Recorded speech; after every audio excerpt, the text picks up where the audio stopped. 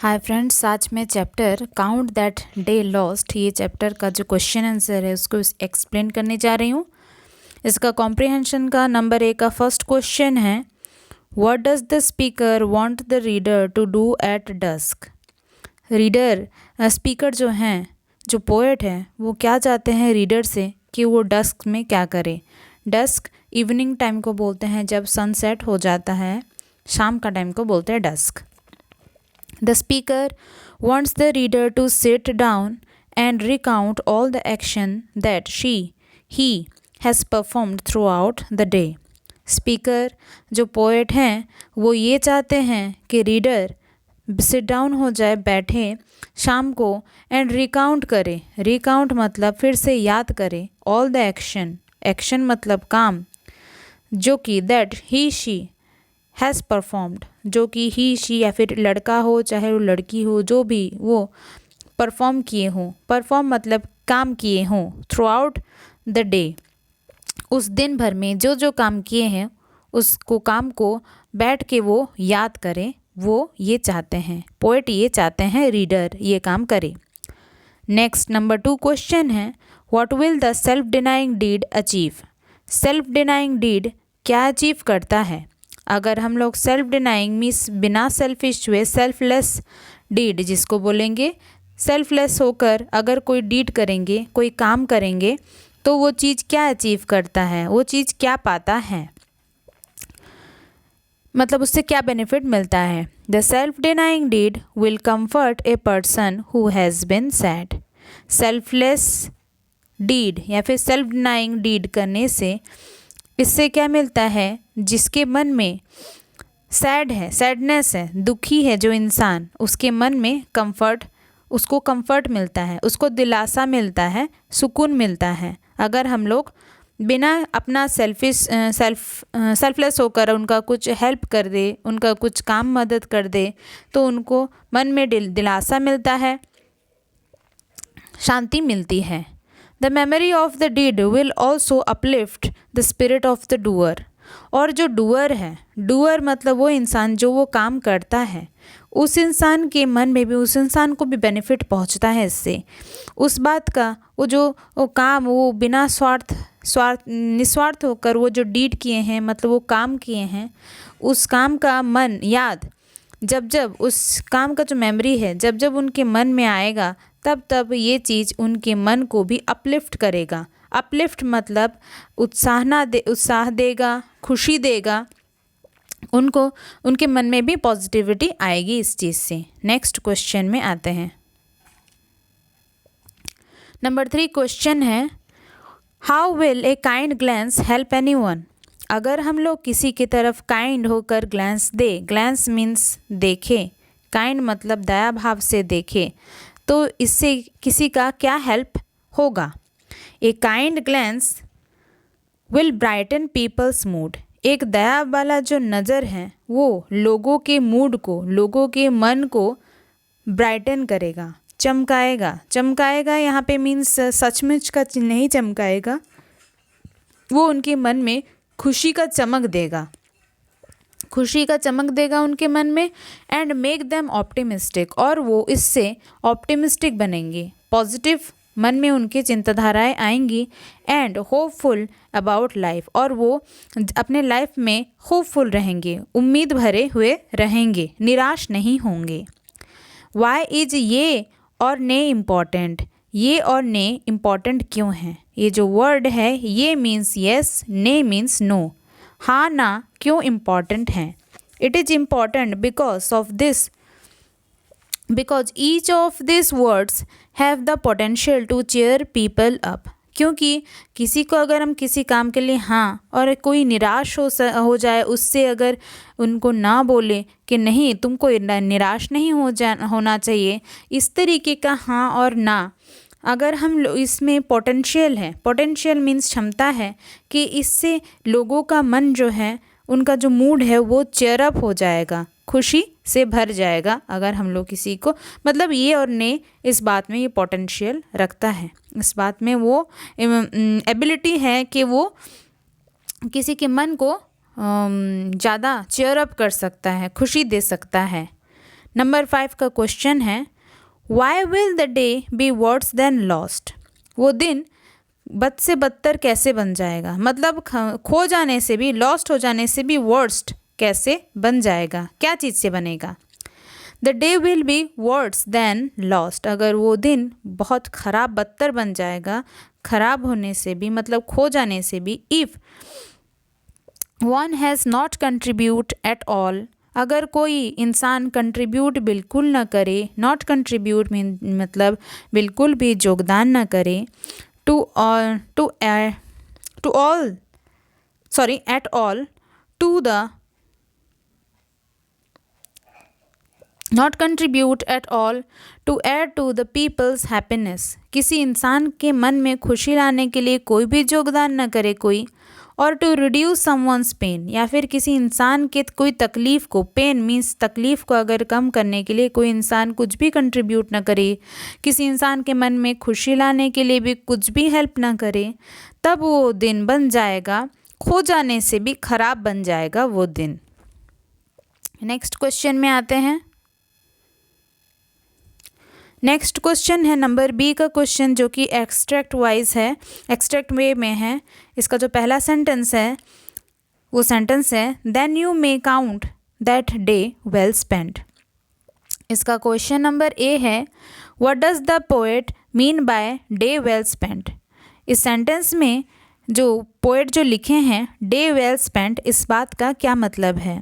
It means a day eventful, a good eventful day, इस बात का मतलब है डे वेल स्पेंट। इस बात का मतलब है, इस सेंटेंस का पोर्शन का मतलब है एक अच्छा दिन और एक इवेंटफुल दिन, एक ऐसा दिन जिसमें हम लोग काम करते रहें, वो दिन डे वेल स्पेंट होता है, मतलब एक तो ऐसा दिन जो कि अच्छी तरीके से बीता है। How will the day be well spent, अगर और वो दिन कैसे वेल स्पेंट हो सकता है, अच्छे तरीके से बीत सकता है कैसे।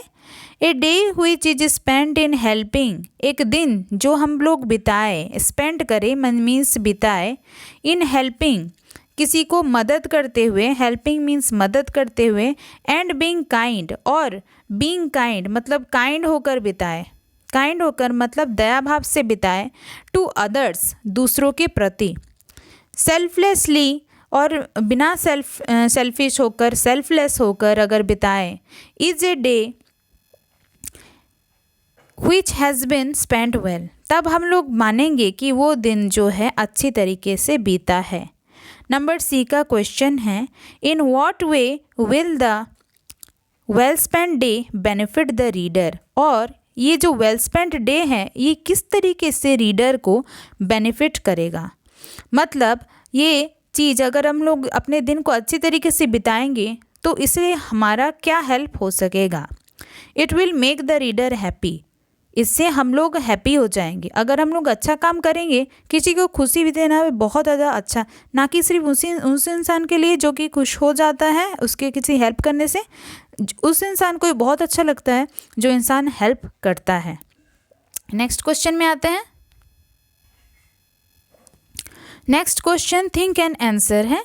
इसमें आप अपने मन से भी आंसर बना के लिख सकते हैं।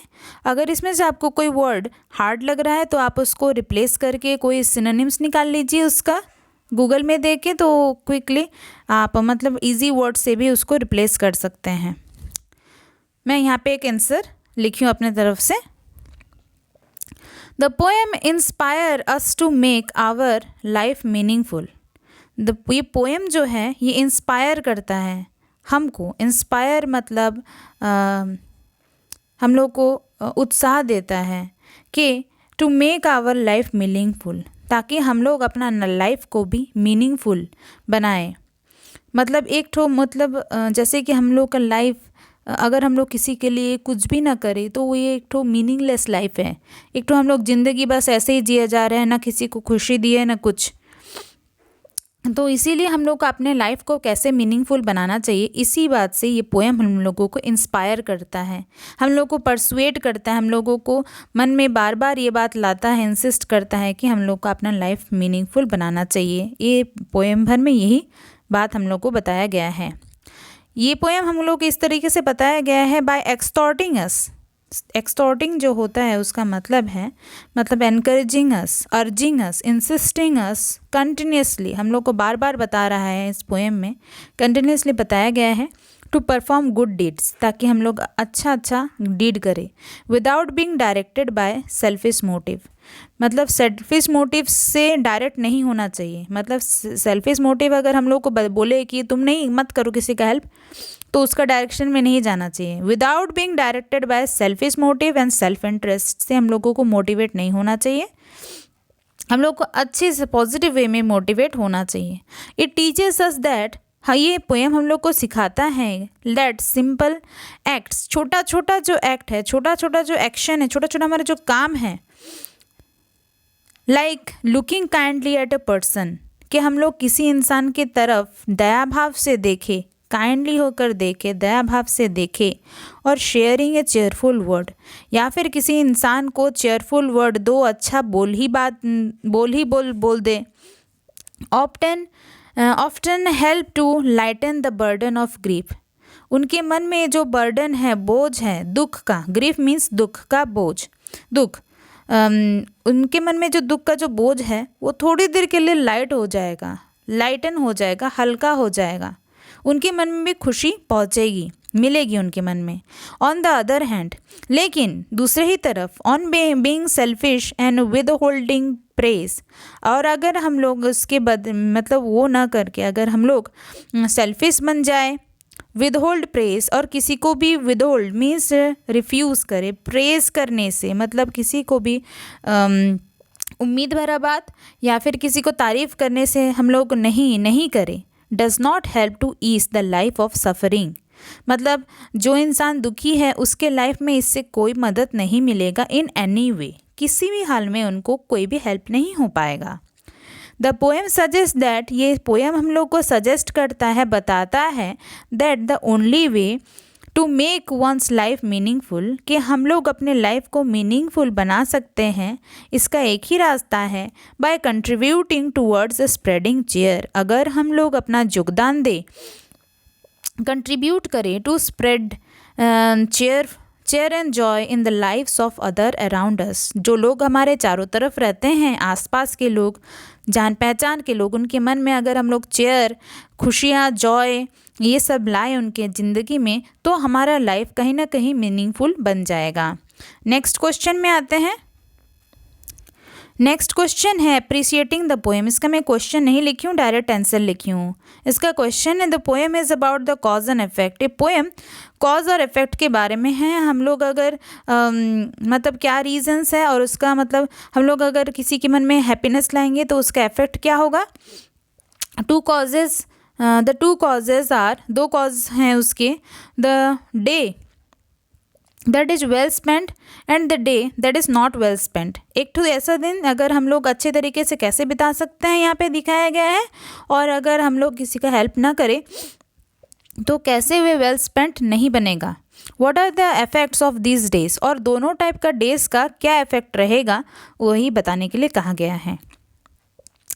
The well spent day is a result of kindness, जो अच्छा बीतने वाला दिन है वो काइंडनेस का रिजल्ट होगा। मतलब अगर हम लोग काइंडनेस किसी के प्रति दिखाए और सेल्फलेसनेस दिखाए टुवर्ड्स अदर, तो उसका रिजल्ट ये होगा कि हम लोगों का दिन वो अच्छी तरीके से बीता होगा, वेल स्पेंट हुआ होगा। The day is not well spent is the result of selfishness and inactivity, और अगर हम लोग वो एक दिन हमारा सेल्फिश होकर, स्वार्थी होकर हम लोग बिताए, या फिर इनएक्टिव होकर, मतलब इनएक्टिव मीन्स हम लोग इडल लेजीनेस होकर और सेल्फिशनेस होकर बिताए, तो वो दिन का रिजल्ट हम लोगों को ये मिलेगा कि वो डे वेल स्पेंट नहीं होगा। नेक्स्ट इसका वोकेबलरी में है, हम यहाँ पे दिया गया है, now rewrite this term as a poetic expressions, यहाँ पे कुछ सेंटेंस दिए गए हैं जो कि पोएटिक टर्म्स, मतलब सिंपल सेंटेंस है, उसको हम लोग पोएटिक वे में किस तरीके से लिख सकते हैं। आप अपने इसको अपने हिसाब से ही बना सकते हैं, यहाँ पे कुछ मैं अपने तरफ से लिख दी हूँ। फ्रेंड्स, आई होप कि मेरा ये वीडियो आपको हेल्पफुल हुआ हो। अगर मेरा ये वीडियो आपको हेल्पफुल लगे तो मेरे वीडियो को लाइक कीजिएगा, मेरे वीडियो को शेयर कीजिएगा, जिसको भी नीड है इस वीडियो का उसको शेयर कीजिएगा और मेरे चैनल को सब्सक्राइब कीजिएगा। Thank you very much.